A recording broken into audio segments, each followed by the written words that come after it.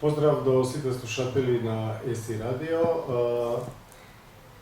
Вие сте со емисијата Шах со Љубиша Андоновски, а денес оваа емисија ќе биде посветена на најдобрата шахистка на сите времиња, на живата легенда на светскиот шах, унгарскиот велемајстор Јудит Полгар.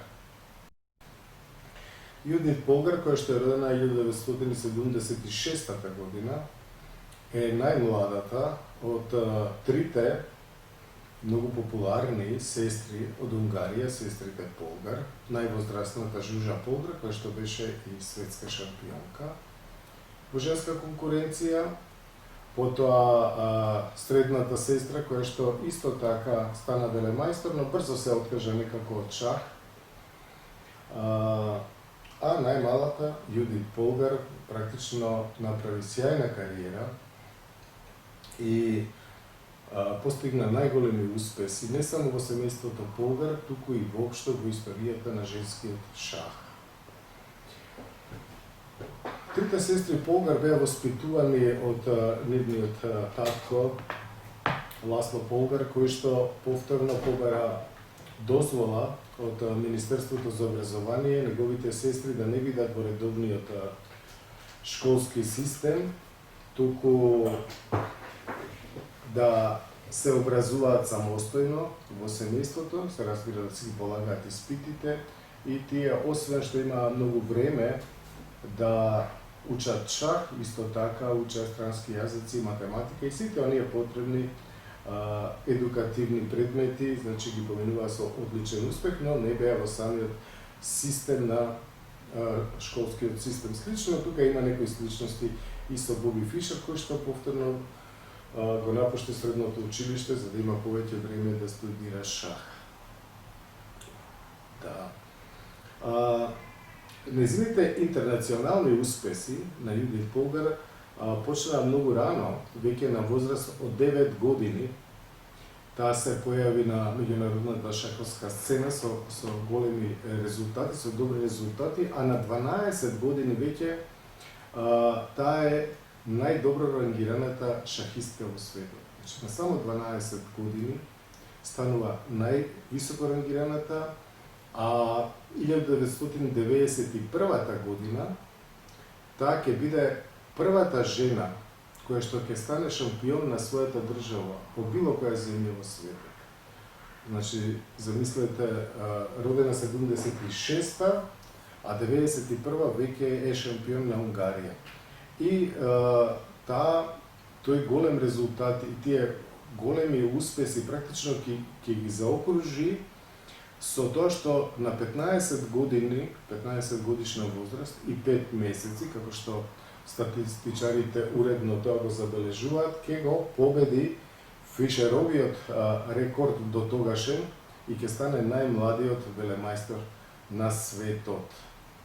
Значи, побива повеќе рекорди, гледате, но тука нема да застане Јудит Полгар, затоа што таа ќе биде и меѓу првите 10 во светот на целосната листа.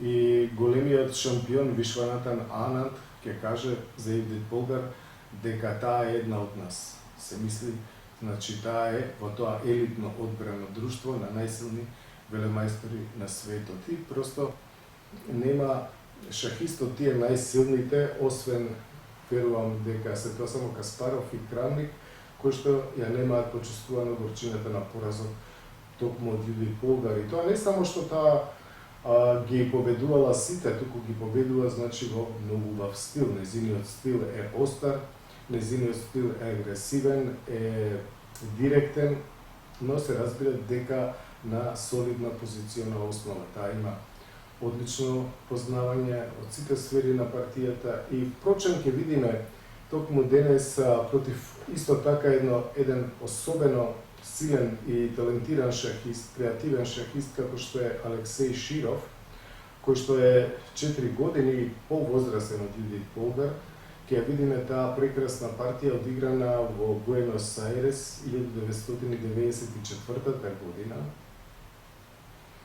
На тематскиот турнир за сицилијанска одбрана, која што турнир кој што ќе биде организиран во чест на големиот руски велемајстор Лав Полугаевски, кој што повторно бил секогаш се сметал за еден од најдобрите шахисти кои што ја третирале сицилијанската одбрана, и на тој турнир Јудит Полгар ќе направи едно од своите многобројни, би рекол, ремек дела, победувајќи го Широв со црни фигури, токму во сицилијанска одбрана, и таа партија ќе ја погледнеме денес, за да се запознаеме со творечкиот профил, практично, на најсилната шахистка на сите времиња.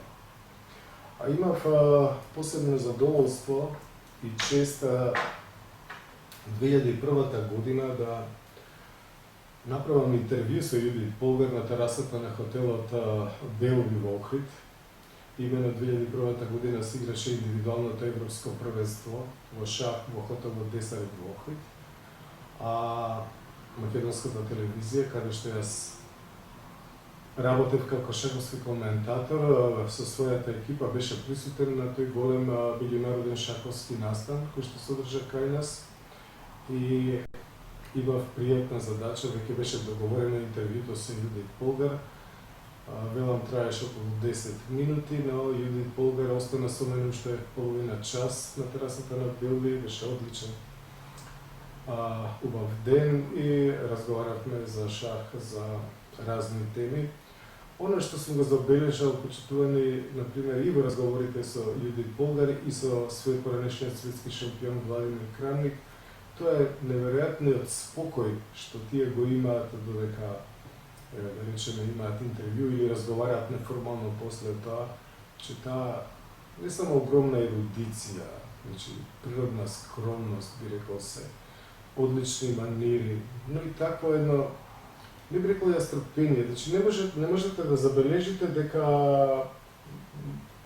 на Крамник, да речеме, тој ден во Холандија, во Вајканзе, дека го чекаат таму на вечера. Тој си разговараше спокојно, сосема спокојно, исто така и Јудит Полгар. Може би половина час ја интересираше и политичката ситуација, ја интересираше и шахот во Македонија. Значи, воопшто и на било која тема, значи, веднаш расположени да разговара.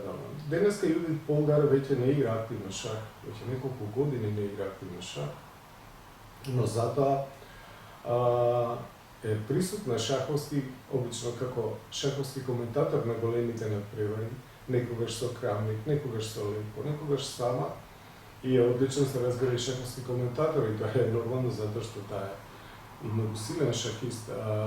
Нејзините прилози Ќошето или Аголот на Јудит Полгар во часописот New Chess секако дека придонесуваше за рейтингот на самиот шаховски часопис New Chess, еден од најпопуларните шаховски часописи во светот во последните 30 години. И Јудит Полгар имаше тука значајно место, каде што секогаш пишуваше на многу интересни и најразлични шаховски теми. Но да одиме на партијата да видиме каков шах игра Јудит Полгар.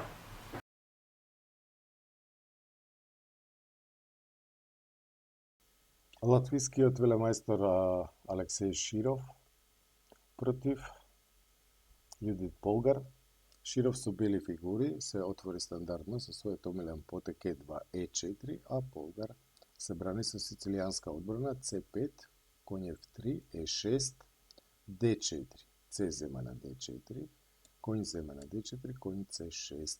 Партијата почнува како по полсенова варијанта во сицилијанска одбрана, но по коњ С3 Полгар не игра ниту А6, ниту дама С7, што би било во духот на ова отварање, туку игра Д6, што би било вовед во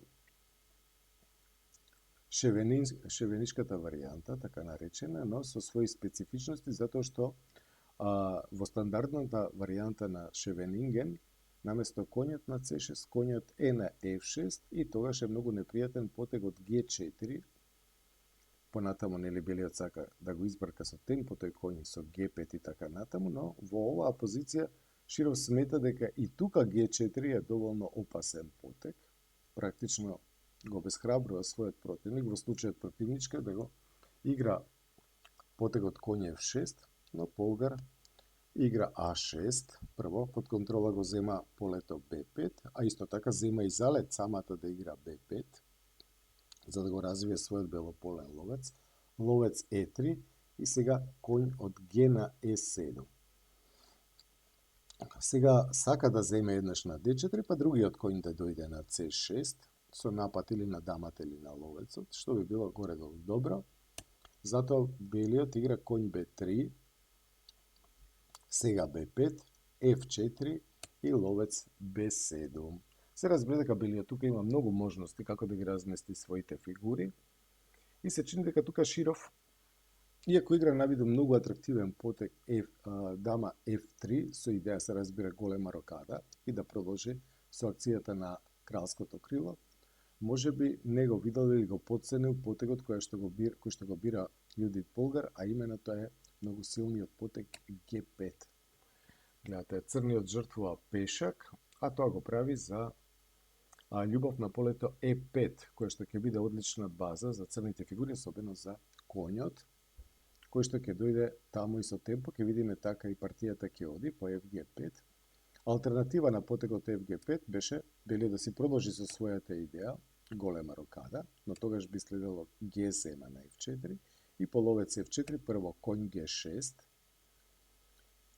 и по евентуално коњ C5, што навидом изгледа атрактивно, ползувајќи го фактот дека де пешакот е врзан и напаѓа коњот на B7, црниот го има овој одличен потек. Дама на F6 и по евентуално коњ зема на B7, тогаш дама зема на F4, дама зема на F4, коњ зема на F4 и сега, например, ако белиот го земе тој пешак на D6, тогаш крал E7 и гледате тој коњ на D6 не е стабилен. Може да биде загубен и од тука црниот има одлична контраигра, практично има и подобра позиција. Но да видиме во што се состои замислата на Јудит Полгар по потегот Еф зема на Г5, значи Широв ја прифаќа таа жртва. Следи прво коњ Е5, се разбира, со темпо ја напаѓа дамата и сега белиот треба да и најде место на нападнатата дама. Тој има повеќе потези на располагање, во партијата дојде на Г2, но исто така можеше да дојде на F6 или на E2. Да речеме, ако дојдеше со дамата на F6, Широв тогаш ефектно коњ зема на G4, жртва на квалитет, дама зема на H8, коњ зема на E3, сега сака да удри на C2 и по евентуално ловец D3, црниот ќе игра коњ на G6, ја напаѓа дамата и по евентуално дама H7 или дама G8, црниот би одиграл и дама G5. И гледате, белиот крал е во центар, црниот има силен напад и одлична компензација за квалитетот.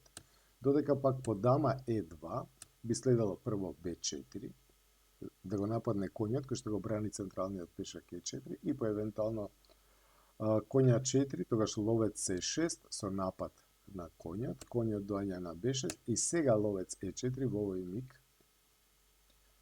Сега ако коња 8, тогаш дама 8 и по топ G1 коњ F3, двоен напад, додека на ловец G2 црниот би земал на G2, дама G2 и топ B8.